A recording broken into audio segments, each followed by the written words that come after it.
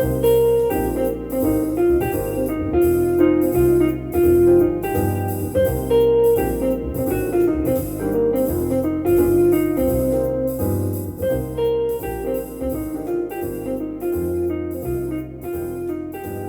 back, friends, to the Death with Dignity podcast, episode 8.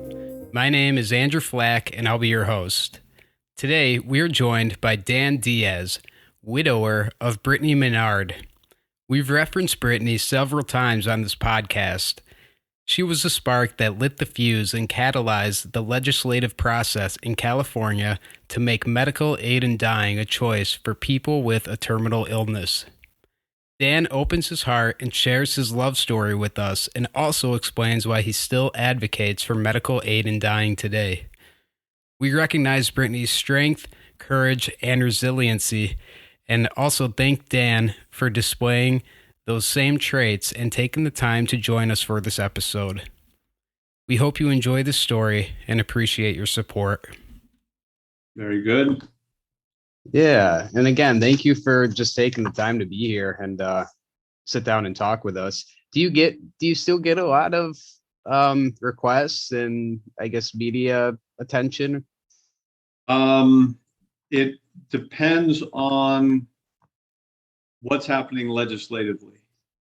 So like this past year, we kind of reauthorized in California. And when we did that, then yes, there will be some journalists who want to. When this topic comes up, they typically want to hear from Brittany Maynard's husband, Sure. which, and that's something that I've always said that I don't have a name in this. No, people don't know who I am. People know who Brittany is, and I'm totally fine with that. Sure.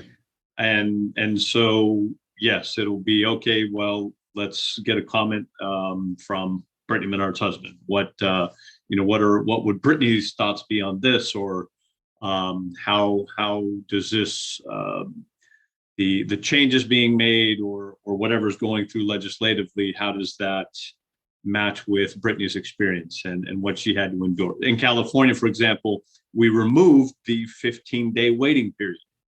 There was no medical reason for that. There was no basis. There was no benefit to a patient to say, you now have to wait. You've qualified for this. Now you got to wait 15 days.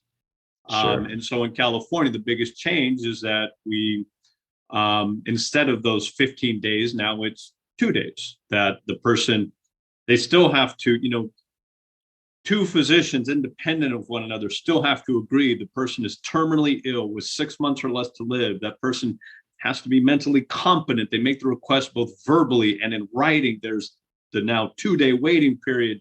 There are witnesses involved. I mean, all those safeguards are still there, and it's not an easy process to get through. But at least now, the most onerous one, which was basically say, amongst terminally ill patients, they didn't refer to it as a waiting period. They referred to it as the 15-day suffering period. Because literally that's what you're doing. You're wondering, am I going to survive this 15 days? And, when you have cancer, it's not like the waiting period it's not that the cancer cells are waiting around. If anything, towards the end, those cancer cells are multiplying even faster. Or if somebody who has ALS, as an example, the deterioration of their muscles and what they are able to control, that's only getting worse. And it's not a linear thing. You have days where all of a sudden the drop off is significant. So very proud of what we were able to achieve in California this year. But yes, then along with that, there will be some renewed interest in, and they'll talk about Brittany's story and they'll want a statement. So yeah, it does still occur. Yeah, thank you for sharing that. And those are all, I think, really good points. I gravitate towards what you said about some of these diseases and how I kind of refer to it as the slippery slope. And it seems like with some of these diseases, and when you're in a position like this, you feel, you might be feeling good one day, and then all of a sudden you might have a fever, then you just start getting worse, then you're in the hospital, and then it's just downhill from there. And I try to be very cognizant of that because I've been fortunate enough to where I've been going down that slippery slope and been able to bounce back. But I know Right. that there will be a day and moment where it's not, I won't be able to bounce back. And it's just important with these diseases, how quickly you can just deteriorate. I mean, it's pretty incredible from some of the, just personal experiences with people and um, being around the hospital and such. So I hear you when you say that 15-day suffering period. I mean, what is the point of that? It's silly, but we are here with Dan Diaz today. We kind of got started and had a little technical errors earlier, but I think we got that covered. So, Dan, just tell us about yourself. Introduce yourself, if you don't mind. Sure. Yeah, fill us in. Why are you here? And tell us about yourself. So, born and raised in California, just outside of San Francisco. Actually, I am the son of immigrants. My first language happens to be Spanish. My parents are Cuban. They immigrated to this country, Cool. Escaping the communist dictatorship of Fidel Castro back in 1962. I obviously, by the look of me, and since this is a podcast, but and Brittany used to joke, it's like, yeah, you're you're one of the whitest guys. It's like, yeah, based off of appearance, but as far as the food and language and culture, for me, everything was always Spanish. That's cool. And so anyhow, grew up here in Northern California, went to school at UC Berkeley. So wasn't too far to get from where I grew up in Alameda to Berkeley. It's like 20 minutes away. And when I started, through my 20s and everything, and then, I was already working in the corporate world, and was then dating. And at that time, the Match.com was the online app, and that's how I met Brittany. We met online. Brittany, at that point, she had just finished graduating from UC Berkeley. So she was living in Oakland. I was living in Oakland, and we went out on our first date.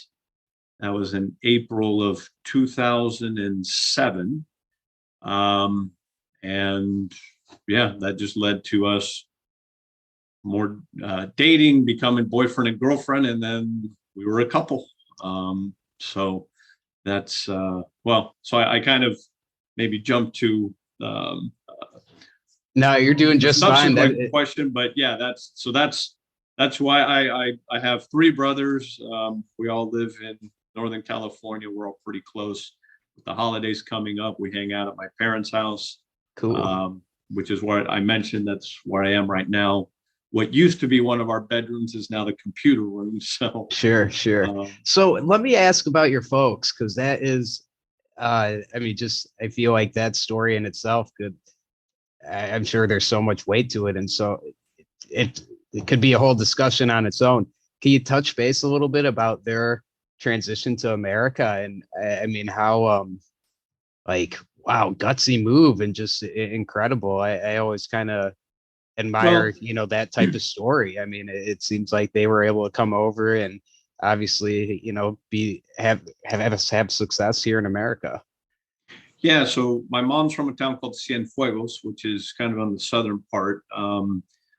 And she was 12 years old. She left Cuba with her older sister, and they were actually coming over, and they ended up in Boston or Cambridge, Massachusetts, because their older brother, my uncle, he was a student at MIT. Incredibly intelligent individual. And so for him, there was just the thinking that, I needed to go to a university in the US, and nothing in Cuba would have been, sufficient for him. So here he is. And, but yes, once things get bad with Castro's power grab and what he ended up doing to that country, I mean, basically for 60 years has not been a stitch of progress in Cuba because of you know his Castro's revolution. Anyhow, so if you could get out, you could, or you did. You would try, and so yes, my mom got out, and then my dad, he grew up in Havana, and he left Cuba. He was 17 years old. He had some relatives in Miami, and he was there. And then, of all things, he joined the U.S. Army. Anyhow, he ended up, after being in the Army, ended up coming out to California. Once my mother's parents got out of Cuba, and that was just a couple years later. So that was like in 1964. They also ended up coming to California because they heard that they had some contacts. They heard that maybe there was a job for my grandfather, and they ended up out here. And then, a few years later, my parents met here in the U.S. and got married, and then I have one older brother and two younger brothers. So yes, it was just a matter. I guess it's just that immigrant story. You come, you work hard, and you figure that this is the land of opportunity, and little by little, you save your pennies enough to a down payment on a house, and then try to save up for your kids' education and everything else. But so yes, that's fabulous. In a nutshell, that's their story. So yeah, I'm sure there's plenty of details to go with it. Thank you for sharing that piece. I just admire those people who are willing to take that risk. I moved to California. I had a job lined up, but I didn't really know many people. I didn't really know anybody. And that in itself was a gamble. So to think of being at a young age and going to a different country and starting up like that, very impressive. And thanks for sharing that. And I got to ask too, as a native Californian, have you explored much of the U.S.? Did you ever have any interest of moving anywhere else? Now that I'm here and kind of settled, it's like, whew, I don't know if I could ever leave. It's a good place to be. I really enjoy California. I do enjoy it. Let's see. As far as other places I lived, Brittany and I lived together down in SoCal. We were in San Diego and San Clemente for about a year. And I've spent a few summers in Miami, and visiting, relatives, staying there. A friend had a condo on the beach. Actually, just random coincidence, but about a year ago, you remember that condo building in Surfside, Florida, that collapsed? Yes. That's the building that I stay at. That's the place that the family friend lives there. So no crazy. Kidding. She wasn't there that night, just randomly. Thank God. Yeah. But yes, that's where I would go and spend any summers. So it's weird. Coincidental, yeah, extremely right. weird. But so yeah, as far as living anywhere, when I worked for Quaker Oats, had to spend some time in Chicago because that was our headquarters. I enjoy the Midwest. One of my brothers lived in New York for 14 years. My older brother, so I would visit there quite a bit. But no, of all the places I've visited, I enjoy visiting, but I do like coming back home to California. So absolutely. Cool. And so you told us a little bit about Brittany and how you met. When you started dating Brittany, were you thinking in your head like, wow, this is a girl, like this is the woman I'm going to marry? I mean, did you know that pretty quickly? And did you feel that? There was a bit of that. And for her, both her and I, we would talk, and once we got married, we would joke about this. We were together for 5 years. Then we got married. So it took us 5 years, and we were broken up in between there a couple of times. So it was one of these that we knew that we loved each other, but it was at times, it was a question of timing. Sure. She was going to grad school, and she had plans, and she had enrolled to get a degree in audiology. She wanted to work with children, and be potentially a speech pathologist. And then from there, after going into that program, it just wasn't what she envisioned. So then she did get her master's in education. So she got her master's degree, teaching credentials, and she was going to be a teacher. Brittany was like a lifelong student. She just absorbed knowledge and really would seek that and enjoyed being kind of in the classroom setting. On the other hand, I was glad to get my degree, and then that was it. It's like, yeah, I'd rather just be in the regular working world. But so then Brittany was contemplating actually going to law school, and she got accepted some really, top-notch places. But at that point is when her and I were thinking of, okay, well, we're engaged, and now as far as getting married and and so she said, okay, she'll put off law school and until a little bit later. And so, we bought a home together, we bought our house together, we got married, and we were just kind of at that point of looking to start a family. So we got married in 2012, September of 2012. And in 2013, we were contemplating, okay, we have our home here, and maybe let's fill this home with a bunch of little people. Sure. And she started having these headaches, and things started kind of the signs of she'd wake up in the middle of the night, start throwing up, and be unable to go back to sleep. And so things just weren't right during that parts of that year, 2013. And then it was towards the end of that year. It was actually New Year's Eve, so December 31st of 2013, where we ended up in the emergency room. They did a CT scan, and that was the first time that we discovered that brain tumor. So at a point where, yes, as newlyweds and looking to start a family and everything else, all of a sudden everything goes off the rails, and now we're dealing with cancer being in our lives, and navigating just the odyssey that is the doctor's appointments, and the brain surgery that she had, and all the treatment options and clinical trials that you're looking and researching. And so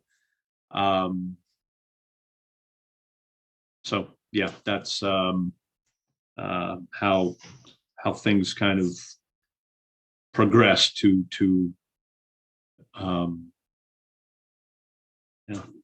the way things unfolded. And I guess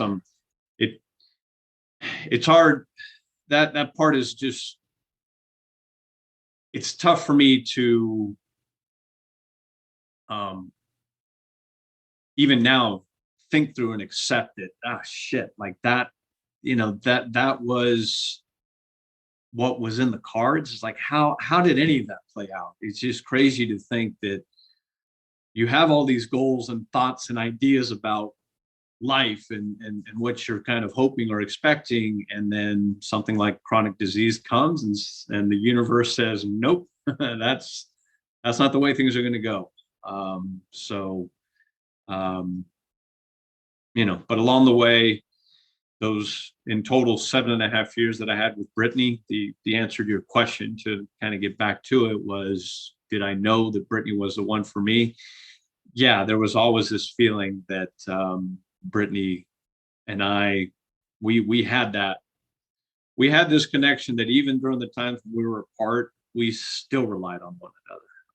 She would call me and she would say, Dan, you're the only person I can talk to about certain things. And so we would, and I would ask her, I'm like, wait, you're seeing somebody else at this point. We were apart for a year, in 2010, 2009, somewhere around there. And she would still say, yeah, but there's just certain things that you're the only one that I can talk to about whatever these topics were. It was just a matter of us, timing wise, getting to that space where we recognized, look, I love you, you love me, that's all that matters. we're going to be together. And so then the excitement of the, wedding proposal and buying a house and all that came about. So Yeah. it was a very, loving relationship that, I mean, it just listening to you describe and talk about it, it's very evident that yes, that there was a deep love there, and I appreciate you taking the risk to kind of be here with us and talk about the subject. Because one of the questions I was wondering was, is it hard? Is it difficult to be here and talk about this and to think about Brittany and to just think about what occurred? And it sounds like someday maybe it is. There's probably still pain there, and I don't know if that. I mean, you don't wonder like if it ever goes away, right? I'm sure there's maybe you feel like there's a piece of you that's gone. If you wanted to touch on that at all. um, so they say that when you lose somebody or this, grieving or it is a process, and it is that indeed. So yes, there are days that still good days and bad days, but I celebrate the life that Brittany led. And I will say that because of her having the option of medical aid in dying, and because of just her personality, who she was, her determination to live on her own terms, and also to take back that little bit of control, so that she could have some say-so as to how her final few days might play out. Along with that personality trait that she had, it allowed us during those 10 months that, Brittany was diagnosed with cancer basically on January 1st. She died November 1st. So it was 10 months to the day. And within that time, we were able to, you have these conversations that I never expected that you would have with a person, but you talk about everything, your the love you have for one another, your concerns, your fears, your hopes for the time that you have left. So in that regard, we were able to have those meaningful conversations, because we talked about, well, what happens when somebody, let's say there's a car accident or just something that's immediate and they didn't get those opportunities. A conversation that Brittany and I had is like, which one's worse? And I know this is a strange topic, but it's like, which one would be worse? Because for me, the idea that if somebody just kind of disappears because of something that happens very acute, a car accident as an example, that idea that you didn't have that chance to have those moments that Brittany and I did get. However, the flip side is, yeah, but during those 10 months, there certainly is a lot of discomfort that she's experiencing and pain. And at times the appropriate term is she's suffering. They're not able to control those seizures that she's experiencing. They're not able to keep that pain at the base of her skull from being, even though she's on some hefty doses of morphine. Well, Dilaudid is 4 times stronger than morphine. And so, they're doing what they can, but in those moments when she wakes up and she's throwing up and it's, those are the ones that it's like, well, yeah, you don't want to relive those, and you don't, you wish that those didn't occur. So the, the thought of Brittany, and when I'll sit and reflect on the time that we had together, the life that we were able to live, it's one of those where I still, and I think it is a decision that I still choose to smile about it, right? I as much as there's just the grief and the heartache, it still brings a smile to my face, knowing who she was, her personality, and the life that she lived, and the experiences that we shared with one another. it's still something that is, as much as at times it's tough to talk about, it's still with an overwhelming sense of you know of love, of admiration, of pride in what in her starting this conversation. So that's the place in my heart where all of this sits as it pertains to Brittany. It's in that realm of, yeah, there is the grief, but it's all just this positive, um, I guess the term is love for her. So It's courageous, just sharing that and choosing to be happy and to reflect on that in a happy manner and hold on to those good times. That takes a lot of courage. I give you credit for being that strong. The one thing that, being sick, that for me, that I have always been worried about was what was going to happen to the people that I leave behind. That's what I always grappled with. I know that where I'm going to be okay. I'm comfortable with the idea. I have accepted my path, but I worry about the people leaving behind. And I've learned, especially through this podcast and just talking with my family members, that they will be okay. It will be a difficult process. It's not something that's just going to change overnight. But I think in them, they're so strong. And then even just sitting here and hearing you talk and sharing that, that to me is inspiring and motivating. It gives me hope as well that there is, a level of acceptance that can be reached. And I appreciate that.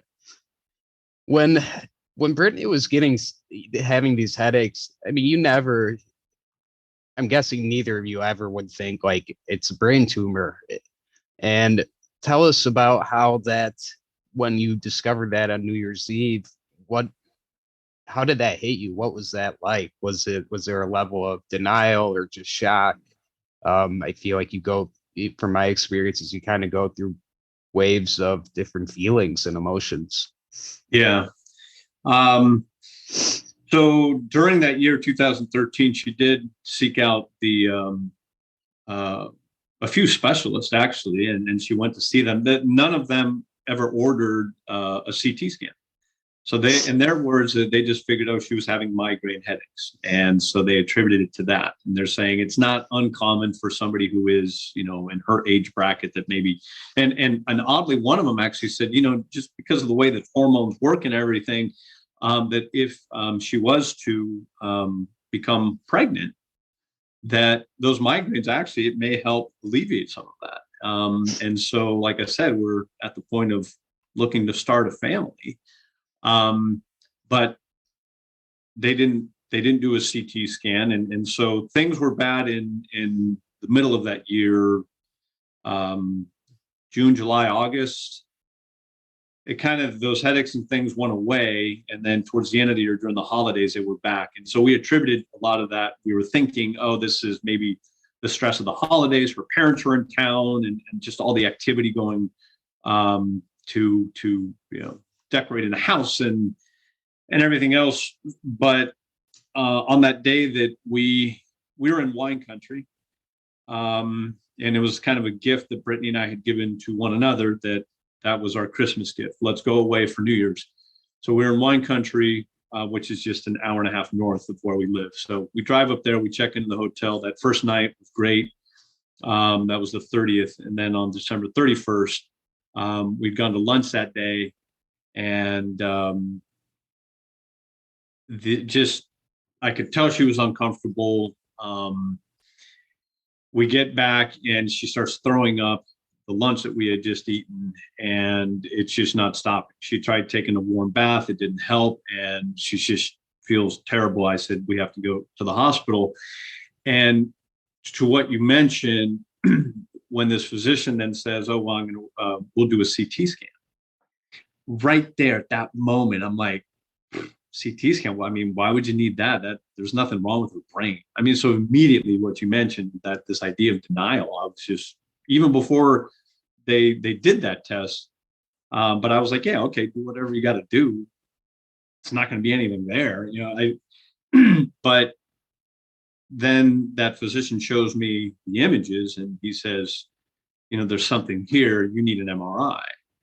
And that news, it just hits you like a ton of bricks. I mean, you're floored. You don't know what to do.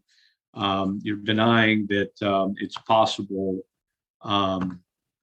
that the scan that I'm looking at. Actually, just maybe not for the podcast, but if I can share my screen with you and you can see you need to give me the ability to share my screen. Oh, right. Says that I'm just saying that's not able right now. Let's see here. But she she feels miserable. They have her hopped up on some meds to try to control that pain. Thanks, now I can do it. Cool. And so by the time that night, we have to transfer her from the hospital that we're at in Healdsburg, and we have to get her to one that's closer to our house.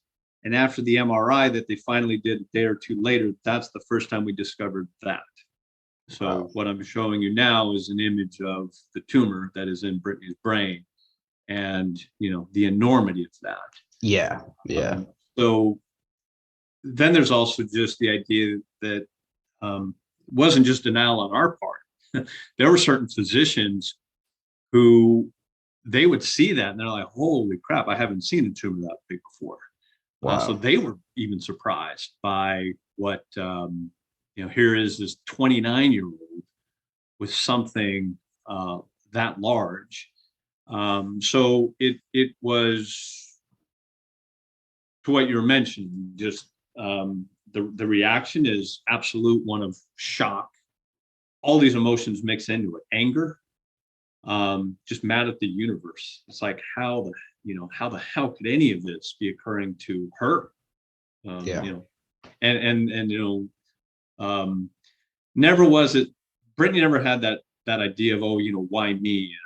But I did a little bit of like, damn it, how there are a lot of shitty people on this planet who do really bad things. It's like, give this thing to one of them,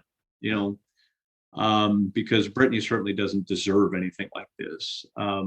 Again, those were my thoughts. Those weren't necessarily Brittany's, but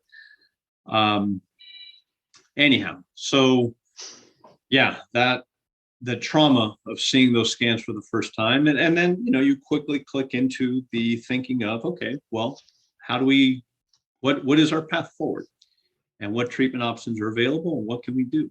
And so for Brittany, the first step was brain surgery, and of that image that I showed you, they were only able to remove about 35% of that brain, because there's just parts of the brain that you cannot send a scalpel. The person, they will not wake up, or they just won't be themselves anymore. Mm-hmm. So after that surgery, they let Brittany know that she likely had 3 to 5 years to live. And as I mentioned, she's 29 years old, that still sounds like that's not nearly enough time. Unfortunately, at the first follow-up MRI, just 2 months after her surgery was on January 10th. So this would have been like in March, late March, early April. The first follow-up MRI showed that the tumor had changed. It was now growing aggressively. Had changed grades, indicative of a glioblastoma multiforme. So that's the most aggressive type of brain cancer. And that's when they told Brittany, you got 6 months. And so it was at that point that Brittany, I'm jumping ahead a little bit, but it was at that point that Brittany said, okay, we need to look into moving to Oregon. Sure. Because Brittany had, again, her quest for knowledge, for data, for information. She had been researching, how does her end come about? A simple search on the internet will reveal what a person might experience as they're dying from a brain tumor like that. But we also had the firsthand experience that both Brittany and I, we each had a friend whose parent died of brain tumor. One of a GBM stage 4, the other was a stage 3 at that time. And so Brittany knew what was in store for her. The likelihood that as a tumor grows, puts pressure on the optic nerve, that she goes blind. That happened with our friend's parents. The possibility, the mood changes. I mean, just personality changes, where one moment you're fine and the next you're just very angry and aggressive and even violent. That part never occurred with her, or it didn't get to that point. The seizures, she was already experiencing those. The likelihood that she suffers a stroke, and then due to the lack of oxygen during the stroke, that she'd end up partially or completely paralyzed. Just looking at the list of things that she would have to endure, but then also those are some of those horrific symptoms are what our friends' parents actually experienced as they were dying. Brittany said, "Hell no, I will not die like that." I prefer to be able to look around the room and say, "I love you," and then experience a gentle dying process. And that's the whole thing with Brittany's story, and what we alluded to earlier, Andrew, that this idea that talking about death and dying, it's a hard topic. It's like, well, but Brittany's story really, if people think through it, her story really isn't about death and dying. It's really about life and living. Because what Brittany was doing by making that decision that we would move to Oregon, so that she could apply for medical aid in dying, or their death with dignity law, that's what it's called in Oregon, was simply taking control of the amount of life that she had left. Death is inevitable. It is just a part of life and living. So in that sense, there's nothing really all that significant about it. It will happen to each and every one of us at some point. But the manner in which that death comes about, that is what, Brittany, the conversations that we had, she was simply saying, you only get to do this once. And the idea of experiencing a good dying process, that's simply the extension of having lived a good life. So for her, she was not going to allow the cancer to be in the driver's seat, and basically you're just rolling the dice and saying, okay, how much suffering am I going to have to endure? How much, what's the end going to be like? And so that part of that just speaks to her personality, her determination, a very loving and caring person, but also a no-nonsense person. She, the idea of suffering, and in her words, suffering needlessly for what? Right. Her death is coming. Death is inevitable. That brain tumor is ending her life. But the idea that she has to suffer through the worsening seizures, more pain, potentially being blind, paralyzed, stuck in bed with tubes coming out of her, obviously, her body's still draining stuff. And she would say, Dan, you imagine that? I'd be in bed as a suffering mass. I'd be able to hear you, but I'm not able to potentially respond, because either by suffering a stroke, you lose the ability to communicate as well. She's like, I wouldn't be able to respond or say anything to you. You're not able to, move her or get her out of bed or anything, and then have to endure all that and then die. Brittany says, no, that doesn't seem right, at least not for her. And here's the thing, I just want to emphasize this. The strength of this legislation or this program is that It's an option. That if a person determines that their suffering may get to a point where modern medicine is not able to keep them comfortable, then they can apply for, qualify, and have this medication. And then they get to decide whether they end up needing to use it or not. The hope for Brittany was that she would not need to use it. The hope for Brittany was that, hospice, palliative care, which, by the way, are wonderful fields of medicine that people should also not be afraid to research and ask questions about. But if hospice and palliative care was not enough in her case, that, okay, she could utilize this medication. So, and then the flip side of that, for an individual who, let's say for maybe religious reasons, they're like, no, I want to do everything I possibly can to live as long as possible. So they do want the artificial hydration and hooked up to a ventilator or whatever it is. Well, then that person's wishes needs also to be honored.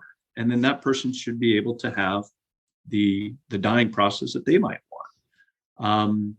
But I think when people are honest and can have a conversation about this, I think most people, they do have certain limits, and they'll say, you know what, I'm willing to tolerate these types of treatments, but I certainly am not going to take this to the extreme. And if I find myself in Brittany's predicament, where it gets to a point where every day is only worse than the day before, and things are, the trajectory is definitely going down quick, that they too would want to know that they have this option for themselves. So that's that was Brittany's thinking, and I think I kind of expanded way beyond just your question of what did we do with that initial prognosis or diagnosis. So this is just me. Yeah, very powerful stuff, Dan. I just appreciate how open you are willing to be and willing to take that risk. And this is wonderful. Just the information and the insight, and that you're willing to share your heart with us like this. Sure.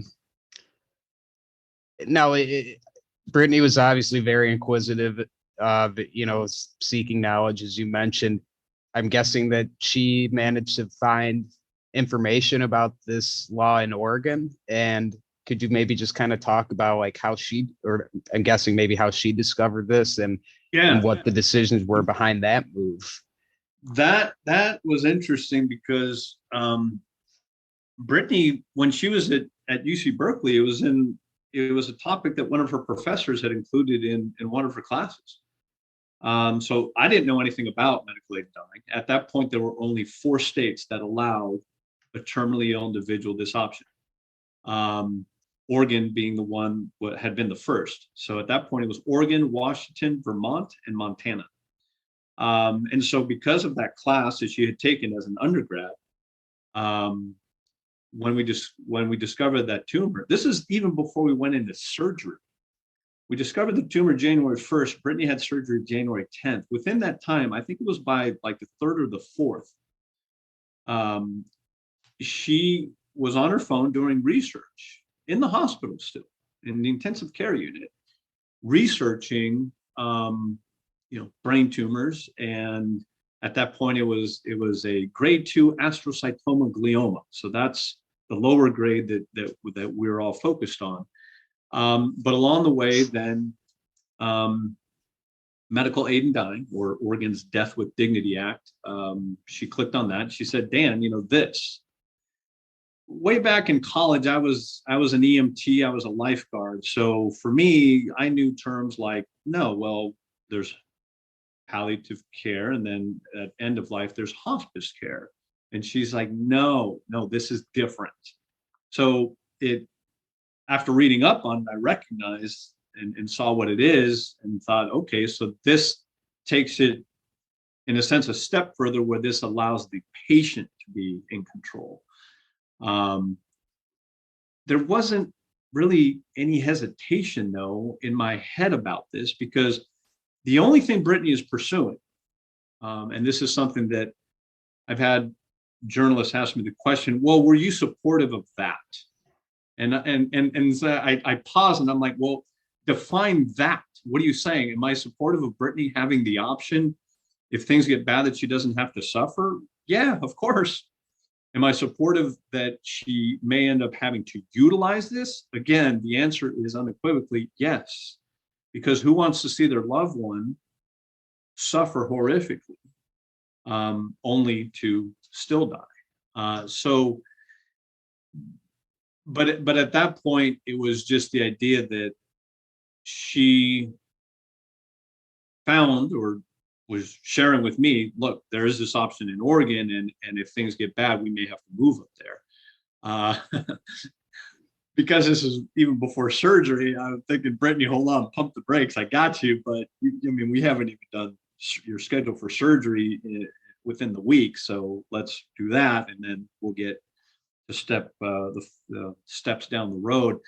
The only thing Brittany was doing, and it was only afterwards, when her diagnosis got really bad, that I recognized that she was just contemplating. Of course, there's the best case scenario where the things improve and she gets better, and that's the hope. But she was just taking into account, well, what's the worst case scenario? That things don't get better, and she ends up, having to truly face death, as that's the trajectory of the disease. And so she was just taking stock as to, if that worst case scenario plays out, what would she want to do? So there wasn't much. For me, I was also able to process it from the standpoint of, and this is what I challenge people to do, put yourself in her shoes. Because then I recognize, wait, if it was me, if I was the one who's in that hospital bed, staring up at that monitor, looking at the size of that brain tumor that I just shared with you, then I'd be saying the same thing. I don't want to die. There's nothing about me that is looking for my life to end. I want to live. But I'm facing that thing that's up on that screen. Okay, if things get bad, then at least I want to know that I have a little bit of control over how things might play out. So that really just, when I challenge people and I, ask them to do so, put yourself in her shoes, and then recognize that, yeah, I'd probably be making the same decisions. I want to know I have this option. Nothing about it that I have to use it, but I know that I have it. I'll sign on with that. So, absolutely. And could you, again, I want to be mindful of your time. No, we're good. Could you tell us about, I guess, how Brittany ended up deciding that Oregon would be the best place for her to go, and maybe expanding on how she decided to make that decision to use that medication? What got to that point?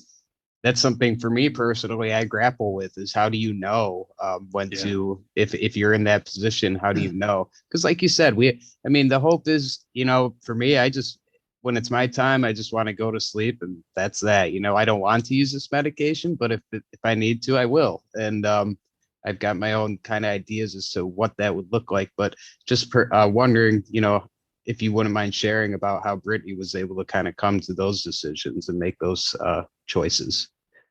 Yeah. So the idea to move to Oregon was not an easy one. We had to, she had to find a new medical team up there. She had to find a house for us to rent on Craigslist. Imagine having to do that. Yeah, daunting tasks. The medical piece in itself is, that's in itself terrifying to try and do. But sorry, right. Continue. And So we pack up half of our house into a U-Haul, say goodbye to our friends and family, and we drive 600 miles north, just so that she'll have this option. Which is why Brittany spoke up. She just felt it was a huge injustice that anybody would have to leave their home after being told you have 6 months to live, and the first thing you need to contemplate is, how's my dying process going to go? Okay, that doesn't sound good. So in order to have all end of life options available to me, I now have to leave my home and move to another state. So that was her reason for becoming this, sharing her voice and trying to advocate for changes across the country. Starting with California, that was her intent. But so I mentioned previously there was only 4 states available at that time. We're now up to 11 states. So her voice certainly has made a difference, and I continue the promise I made to her to. I've been to 18 different state capitals, and I speak with legislators to, do what I can, share Brittany's story, and emphasize that terminally ill individuals in their own states, these legislator states, they shouldn't have to leave like we did. So her story still resonates. It's a very effective in that regard. But so that decision to leave and move to Oregon was that's really the time that both Brittany and I, it's like, well, that's the time we want it back. Nobody likes to, just think of when you're in college even, or you're having to move. Nobody likes to move. You pack up all your stuff, you realize how much junk you've accumulated, and you got to clean and then find the new place, and who's the landlord and what's the contract and all this. Mind you, we have a home already in California. We figured we're done with that kind of stuff. Well, now we find this other house that we try to make feel like a home, and that's going to be where we live. And so all that was just a terrible disruption to what should have been just more family time. But once we got up there, that's when Brittany applied for, qualified for, and was finally granted that prescription. I think I mentioned, I don't know if it was in the last report, before we kind of did the reset, but I just want to share that the process involved that 2 physicians, independent of one another, had to agree that she's terminally ill with 6 months or less to live. She has to go through this entire process. They check, that she's mentally competent, and the witnesses, and the strongest safeguard is that the patient has to be able to consume that medication on her own. So this is nothing that is done to a patient. This is nothing. This is the opponents to this. They love using inappropriate terms because their attempt is just to scare people. Their campaign is based on fear. So they'll use terms like, suicide or euthanasia. It's like, no. Euthanasia is the act by which a third party administers something to a patient that causes their death. Euthanasia is illegal in all 50 states. Overseas, it's done. There's places and clinics that'll do it. There's still a process to qualify, where the doctor actually administers something. But in the program here, what Brittany was advocating for, and what I continue to advocate for, the patient is the one in control. They have to be able to consume, in her case, what was a sleeping medication, a sleeping medicine. So once we got to Oregon, it truly was just a matter of where she is living the best life that she possibly can. For her, being outdoors is what she loved the most. So we took a trip to Olympic National Park, Hood River. Brittany and I had taken a trip to Yellowstone. And we did the things that mattered to her. Now, in the meantime, we're also researching still every clinical trial that offers any glimmer of hope, and all these alternative treatments. So we have the time, the ability to do all of that. Unfortunately, with the size of the tumor, and it's so frustrating that the response that we would get, they would see that and say, oh no, that's way outside of the protocol of this clinical trial, so they won't even accept you into the trial. And to a patient where you're like, look, I'm willing to give it a shot anyways, let me sign on. But I understand these clinical trials, they have certain parameters, and they get it down to the DNA, what chromosome deletions a patient may or may not have in their DNA, which will tell them if they will react better or worse to whatever the treatment is. So the advances of modern medicine are truly just wondrous. I'm in shock and so surprised at to the degree with which these physicians can really fine tune certain things. But when you're the patient and you're sitting there thinking, well, maybe this would help me out, so just let me be a part of the trial anyhow. And they're saying, no, the funding that they get and the number of patients and the control group versus this. Again, I get it, but that it was just frustrating time and again to receive that rejection notice saying, nope, you don't qualify. You don't meet what we're looking for. You can't be included in this trial. So we focus then on doing the things that are important to Brittany. And in the middle of the night when she can't sleep, that's where those conversations that Brittany and I would have about her hopes, her fears, how she see things going, and we're able to say those important things to one another and just talk about everything. I have to take a leave of absence for work. So for me, and I try to keep this from her, but just the financial stresses of this. Sure. My pay gets docked. I'm all of a sudden only making like 2/3 of what my normal, and I'm concerned like, shit, am I going to lose my healthcare coverage? Because if insurance goes away, it's like, well, how do we even maintain this?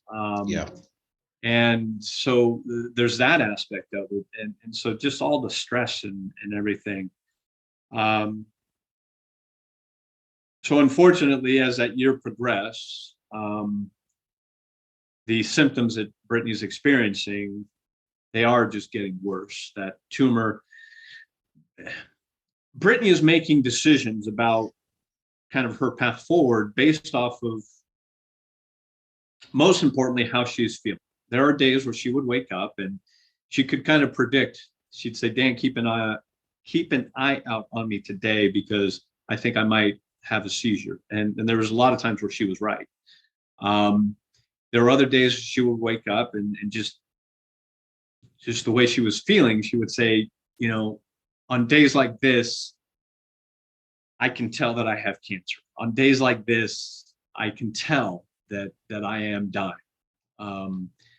And some of those days we'd still go for a little hike outside. We'd go to her favorite sushi place. On other days, if she's had a seizure, then we would just stay hunkered down on the couch.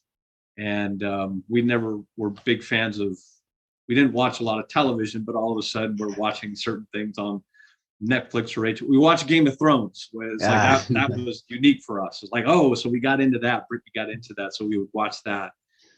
I think it was only through season 2 or 3 of Game of Thrones. So the tumor, the cancer is progressing, and Brittany was trying to live to celebrate 2 dates in particular. One was our wedding anniversary. So that's September 29th. So for her to make it to the end of September was her dealing with a lot of discomfort and worsening symptoms. The second event was my birthday, which is at the end of October. And so she, for her to get through the month of October, those seizures are becoming more frequent, more severe.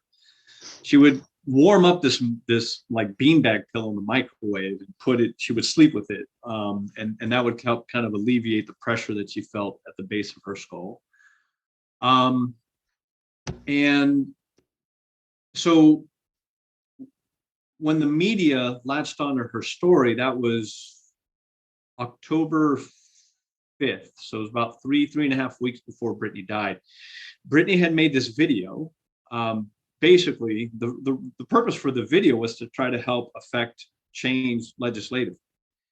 And so the individual that had put the video together, they then approached Compassion and Choices, and that's the organization who they hosted it on their website, and they got some, because they do, and I continue to work alongside Compassion and Choices, but they have their, their media director, national campaign director, and all these other wonderful individuals.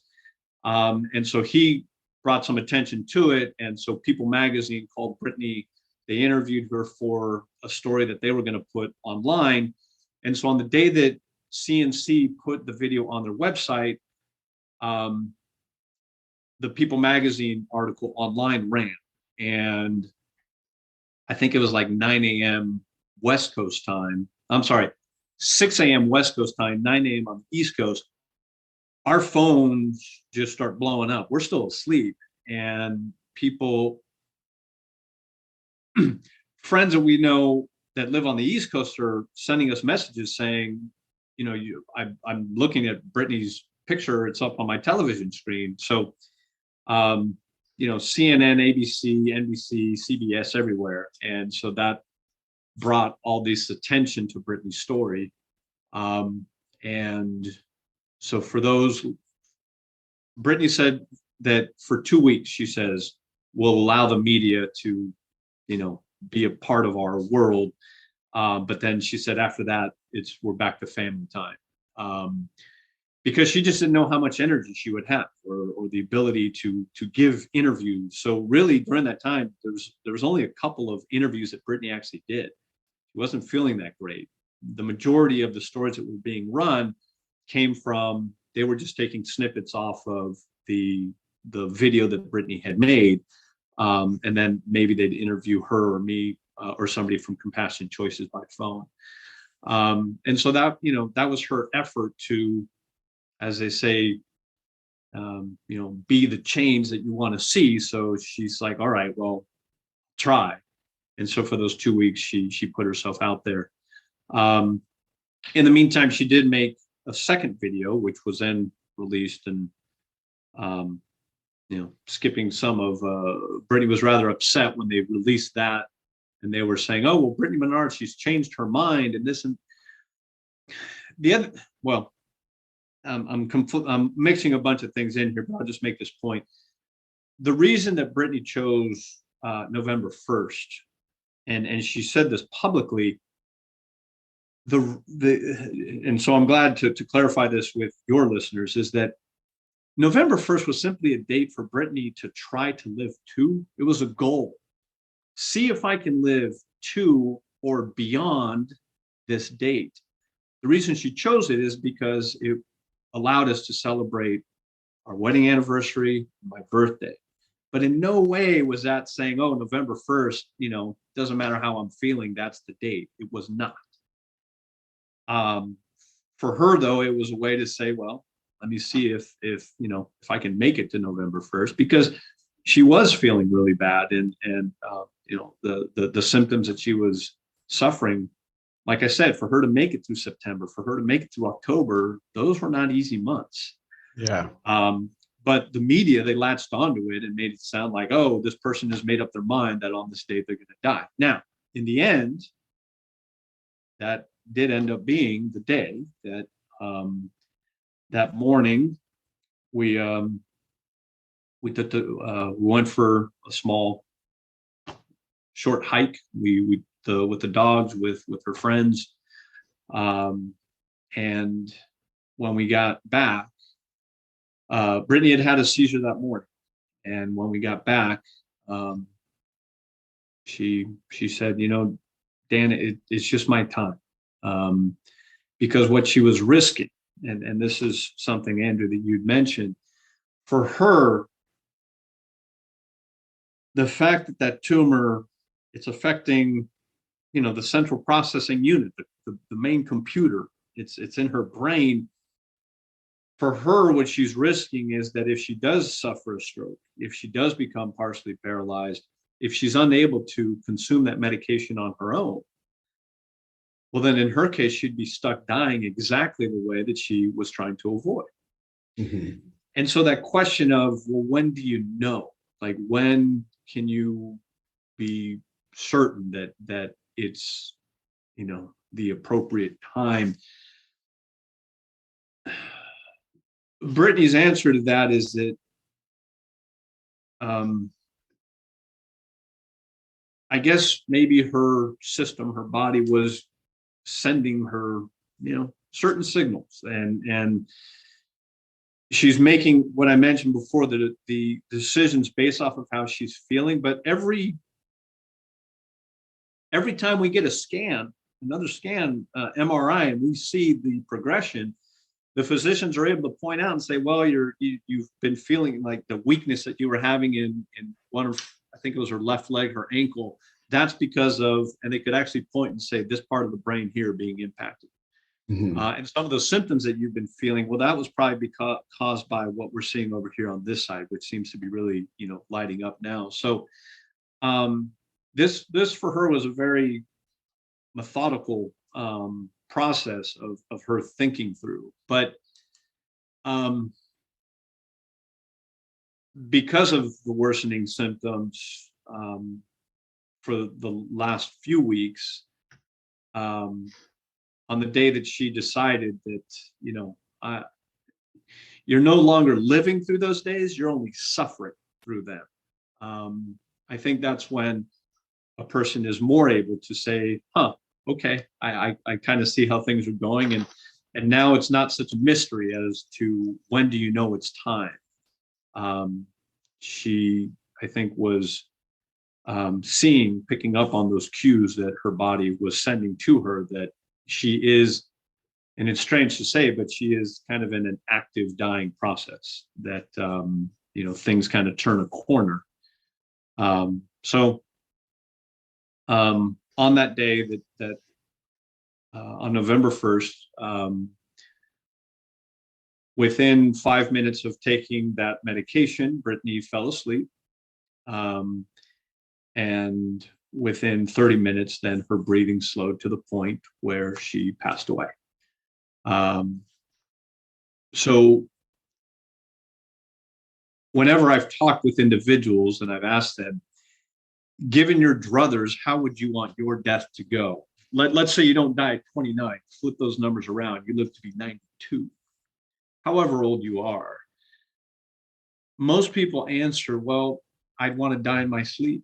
Just, you never wake up. You don't even know it occurred.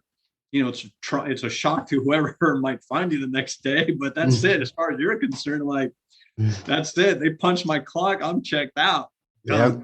Right? That is the answer that I repeatedly hear time and again. It's like, yeah, you die in your sleep. And then I guess I have to remind them, because it doesn't really click. I'm like, well, that's what Brittany got. She was able to die in her sleep.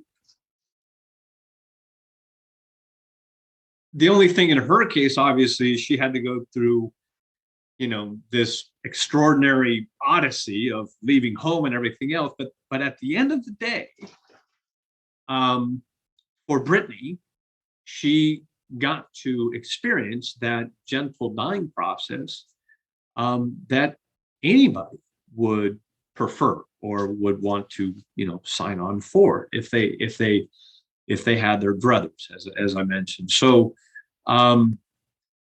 that's why when I mentioned earlier that this really isn't about so much about death and dying, it's more about life and living and this crazy thing, that this roller coaster that we're all on. Focus on that, emphasize that in our day-to-day routine, our relationships with one another. And for her, she was just taking taking back that little bit of control from the tumor, so that her dying process would be in accord with what she wanted to experience. So it, in the end, Brittany didn't die. And again, this would be the way that she categorized it. She didn't die as a victim to cancer. She died in the same way that she lived her life, with grace and determination and love. So in that regard, it just became a lot less scary, this idea of, death and the inevitable.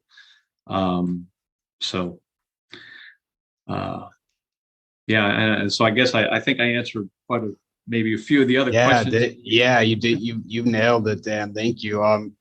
I'd like to just circle back and kind of emphasize too, one of the pieces that I've learned throughout this experience is that having that option, in Brittany's case, or someone who's sick like this, to be able to use that type of medication, it does provide so much, in that not a lot of people, when they do die and check out, are with, or have the opportunity to be with the people who they care the most about in the world, and to be with them as you transition. And having that option versus something like you had mentioned earlier, a sudden tragic loss. I mean, which is better? I guess everyone could kind of come up with their own answer and think on that one. But what I find, I think, most empowering about this situation is that, yes, I will be able to be with those people. And it sounds like Brittany had that opportunity too. And I think that's a really beautiful thing. And I love as well how you talk about how this is more about life and living. Let's focus on that piece. We all will experience the death part, but right now, this is what's so important, and appreciating the time that we have. So just really tremendous stuff, very powerful stuff. I wish I had more to offer and say, but I'm going to need some time to reflect on this one. Really appreciate all that insight, and just, again, you sharing your heart with us and telling us about Brittany, who was no doubt just a tremendous individual. Hasban, do you have any questions or comments? Usually Hasban's got a couple gems, if you don't mind. No, that's fine. I have a little bit of time before the next thing. I sent him a text a little earlier, so it's okay. Excellent. Yeah, I really enjoyed the conversation, by the way. Yeah, thanks for going so deep. I guess I just had one question real quick. You mentioned legislative, political, and public-facing efforts, and you really seem to understand what it means to be an advocate at this moment. I guess I just wanted to ask what you've learned from being an advocate, and if there's any advice you have for us even. The advocacy thing has been, it's interesting. Early on, showing up to a state house, speaking with an elected official, a senator, assembly member, I felt really intimidated by that. It's like, oh, this is the senator, and here I am in roaming the halls of Sacramento, the capital, and I'm supposed to somehow convince them that they should support this legislation. Over time now, I guess, I don't know, I think I'm somewhere north of 850 legislators that I've spoken to over these years. Wow. Now it's like, no, these are people, these are human beings just like you and me. And at times, and by the way, I know in today's politically charged climate, there still are some good, solid politicians, legislators, that they are there to try to improve the lives of their constituents. That's the role of government. There are some who it's just ego and they don't care to actually legislate. They just want to be on TV. So I've run across the whole gamut.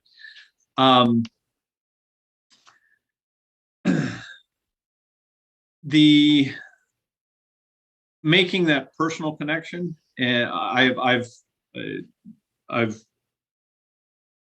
when I've spoken with legislators, doesn't matter if they're Democrat, progressive, Republican, conservative, red state, blue state, if they have had the experience themselves with a loved one of a potentially having experienced a hard, a difficult, a bad death experience, a hard dying process with a loved one, they're on board. They know exactly where we're coming from then. For ones who have not experienced this, then I get into the whole, okay, let's talk about a topic that they're right away going to shy away from. They don't want to talk about death. Forget about medical aid dying, just the idea of death. A lot of people are not comfortable talking about that. So that makes like that's the challenge is to find, you have to find a person where they are, meet them where they are, and try to get through to them, share that this should be something that's made available to terminally ill individuals. My biggest opponent, doesn't matter what state I've been to, has always been the Catholic Church. And support for medical aid in dying nationwide is 72%. Actually, I think it's a little bit higher now, the most recent polling. Wow. Support amongst Catholics is 70%. So the church leadership, and that's fine, they can be opposed to this. They want to take the position that we're opposed to this as an institution. That's fine. The people sitting in the pews, they agree with Brittany. They recognize that this is not a political issue. This is not a religious issue. This is a medical issue concerning, how much a person has to suffer at end of life. So, I say that I grew up as Catholic. I went to Catholic school. I was an altar boy, the whole 9 yards. The bishop here of the Oakland Diocese presented me with the Ad Altare Day Award when I was 18, 19. That's an award for service in your Catholic community. Actually, no, wow. I think I was 16 years old.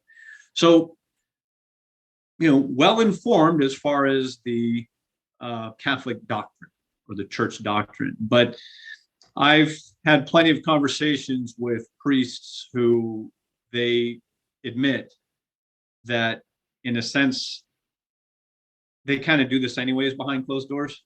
That when a patient is suffering, that they just keep increasing the morphine, even though they know that that's going to bring about that person's death.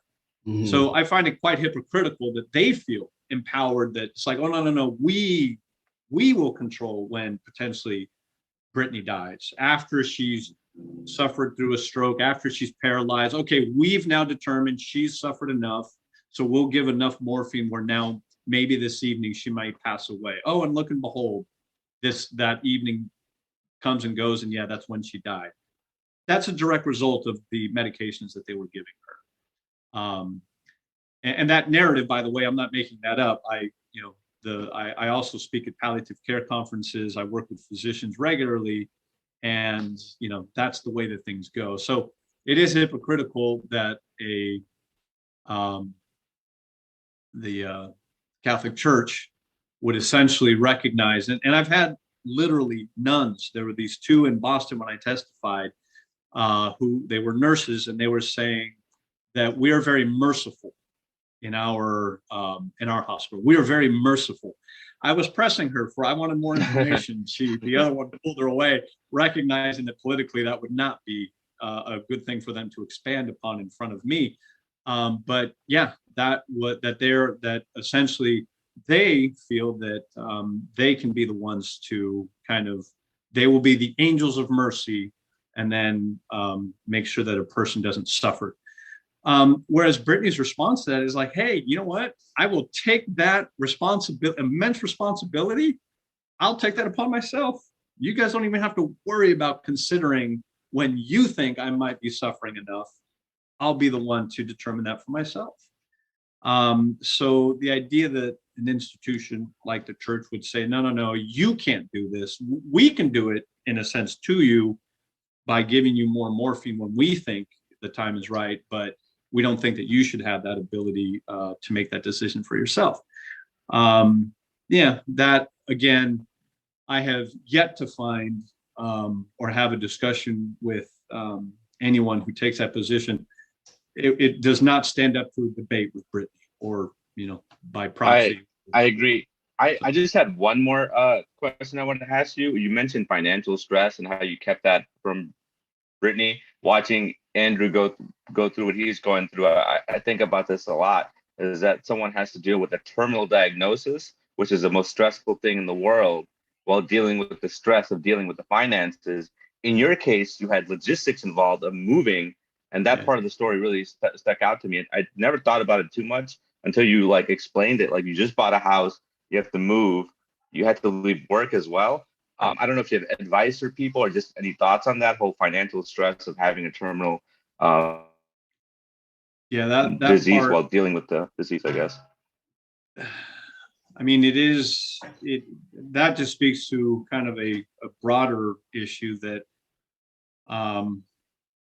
the ability for a citizen of this country, and this is where, again, I'm not trying to take sides on this, but this comes from the palliative conferences that I speak at. We spend more on healthcare in this country than on a per capita basis than the next two or three combined. So we spend more on healthcare, and yet our results aren't what you would expect. We're not the tops when it comes to even mortality, women's mortality as it pertains to childbirth, or end of life care, and there's a whole bunch of factors or a whole bunch of different categories where it shows that for the money that we spend, we are not the most effective. And so it does kind of beg the question that with the size and the wealth of this country, we should have a better healthcare system so that it isn't this question that so many people face of, do I fill this prescription and have to pay out of pocket for, pick the disease, diabetes, cancer, whatever it happens to be, or do I simply, of the pills that I have left remaining, I just cut those in half and I take less of these because I have to pay rent or I have to buy groceries to put food on the table. So those decisions are ones that, it shouldn't be that way, that people are having to choose between those two. For me, for us, it was not easy. And yet I recognize that people are in far worse predicament where, like I said, I had to take a leave of absence from work, and I had to work through all of that with my employer, even though they were cutting my salary, that the hopes that, okay, but I get to keep my health care, and we got to figure out a way to pay the mortgage on the house that we have in California. Oh, and we're also paying rent and utilities and everything else on this house that we're renting up in Oregon. So, if I can see real quickly how a person is faced with these financial challenges and you're, facing bankruptcy and everything else. So that, unfortunately, it's a great question. I don't have an answer for other than I would hope these, maybe as a society, we can all come to an agreement of there should be a level of healthcare that takes care of us without people having to contemplate financial ruin. Because there are many cases where it's not a terminal case like Brittany's. It was just whatever acute illness or something that comes up that person will indeed survive. But in the meantime, they lost their place to live. They no longer have transportation. So yeah, it was extremely stressful. And I did everything I could so that Brittany wouldn't have to add that to her plate or even think about that. So I would do all that paperwork and stuff in the middle of the night. Yeah, it that is an issue that needs to be addressed and solved. For sure. Yeah, it's Thank you. that's something I learned real quick is not only, and basically cancer or a terminal disease is expensive. It's not cheap, and not only am I basically dying from this disease, but you slowly go broke doing it. And you think here in America, and again, another discussion for another day, probably another podcast itself, but is you'd think that we'd be able to kind of come up with better ways of going about it to support some of these people. But Dan, I did want to end on a more of like a positive note. And again, thank you so much for just sharing so much with us about Brittany and your experiences. And I would like, if you don't mind, could you share with us one of your favorite memories of Brittany, whether it be from when you first met her or towards the end of your time together, just something that sticks out in your mind that maybe kind of sums up who she was as a person and how you kind of valued her in that relationship? I'm sure there's lots to pick from as well. Yeah, so. I was going to say from the days that we were dating, just our initial, we took a trip to New York together. We really had a good time. That was just a great vacation. We were in Manhattan for 5 days, and just the dinners out, the things that we did during the day, we were taking just bike rides and doing touristy stuff, but then non-touristy stuff as well. That one sticks out. But I guess if I was to pick a date that may seem somewhat obvious, but we really had a good time on our wedding day, which I know a lot of people, when they look back on their wedding day, it's like, oh geez, it just went by so quick. It's just like they didn't even remember it, but for us, it was this conscious thing, and it was the advice that I'd gotten from a coworker actually a couple days before, who said, you know what, just on occasion, every so often, pull her aside and just even say, look, today's our wedding day. Look, just take in what's happening around us. And we did that. So leading up to the ceremony, and then the ceremony, and then afterwards with the pictures and all that, we would just take these moments to acknowledge that, look at what today is and what's happening around us, and all of these friends that are here, and our family, and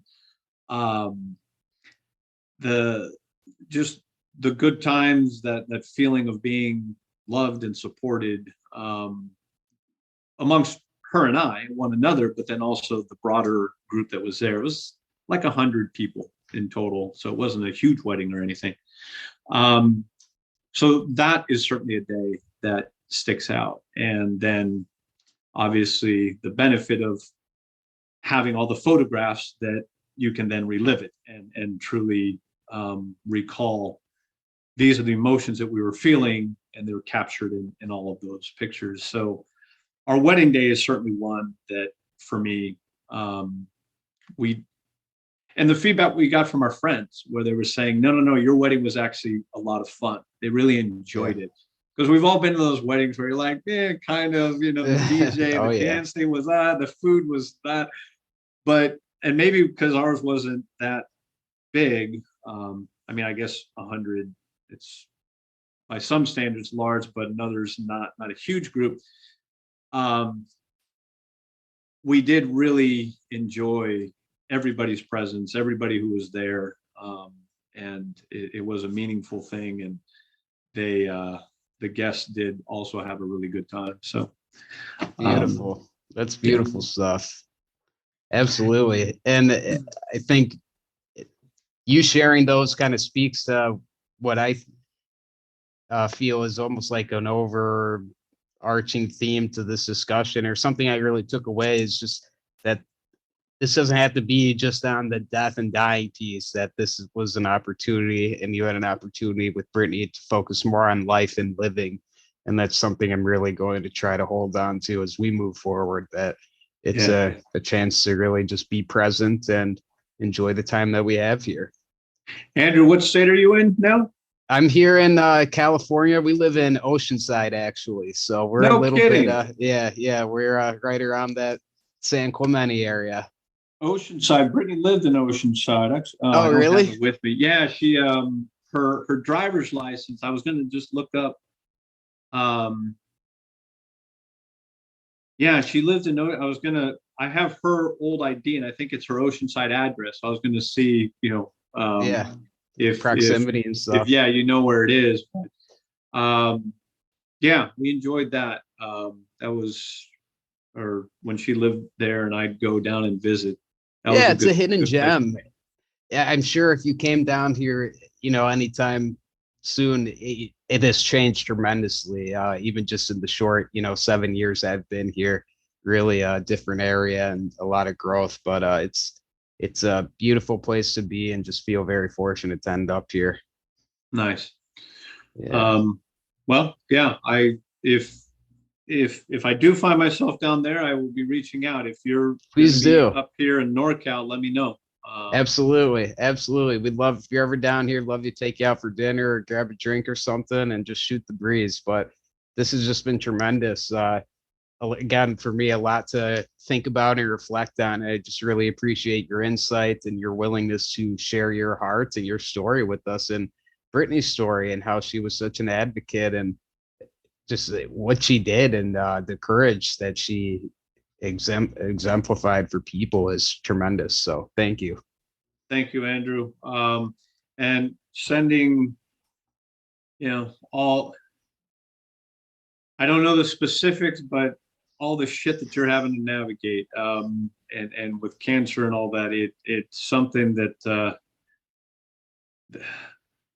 it's just crazy at times, that it's just a swirling chaos. At other times, there's moments where you can focus on the happiness of just life and everything. But anyhow, so is through the cosmic universe sending all in positive energy and all of that your way.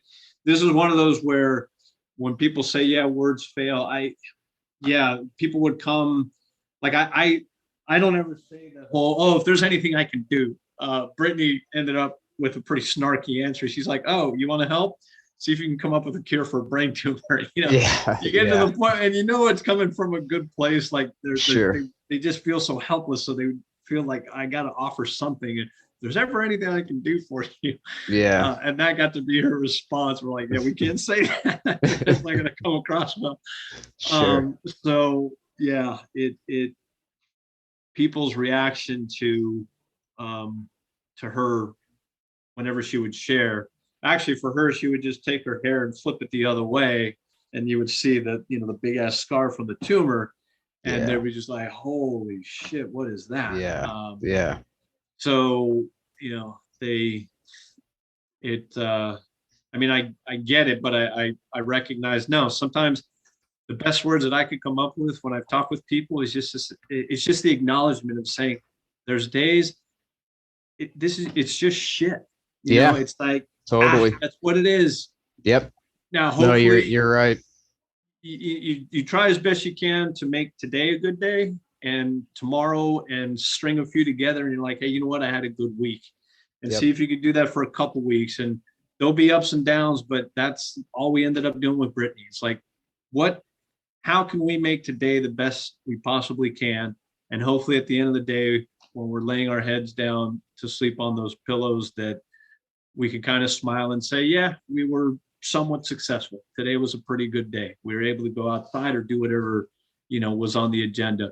Other days, you just hunker down and watch something on television. But anyways, I wishing you some of those positive and good days. Thanks, Dan. That means a lot. And I'm a believer in, you kind of referred to the universe and that cosmic, I guess, entity. Energy entity. And I'm a big believer in that stuff. And I believe that the universe brought us together to have this discussion, and I'll keep holding on to that and definitely be learning from this discussion. So I just really appreciate your time. Thanks, Andrew. We'll All be in right. touch. Thank Maybe you, we'll Dan. send you an email down the line and just drop a line and say hi. But until then, take care of yourself, and thank you again for being such an advocate. Absolutely. Thanks, Andrew. All right. Thank you. See you, Dan. Bye. All right. Take care.